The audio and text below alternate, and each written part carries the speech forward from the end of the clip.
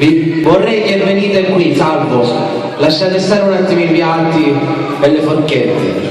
Alessia, vieni qua.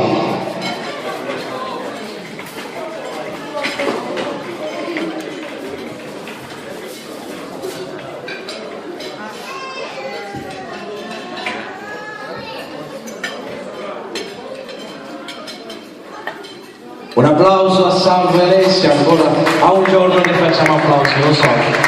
Io mi sono fatto anche i calli nelle mani. Voglio dedicare l'Ave Maria a Salvo e Alessia. Qua, mettetevi qui davanti a me. Anzi, non diamo le spalle, giratevi verso di qua, dai.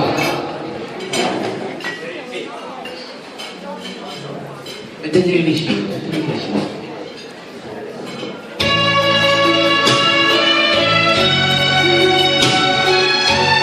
Siete bellissimi!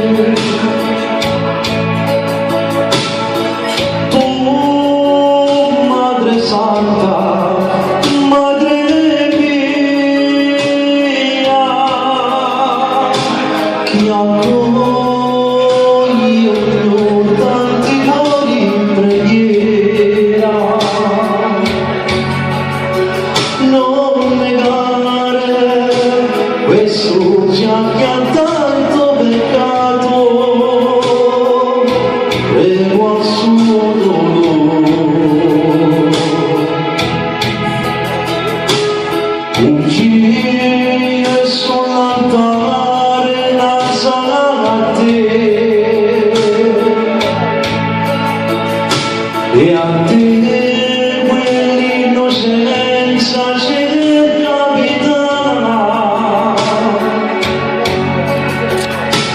celeste madre sei che ognuno attende, la pace che solo tu puoi donare.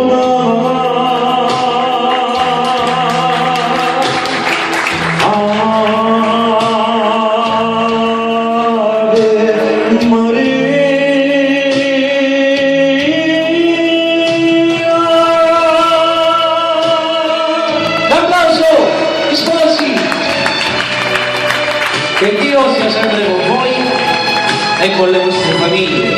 Un applauso alla famiglia di Salvo, alla famiglia di Alessia e a tutti voi.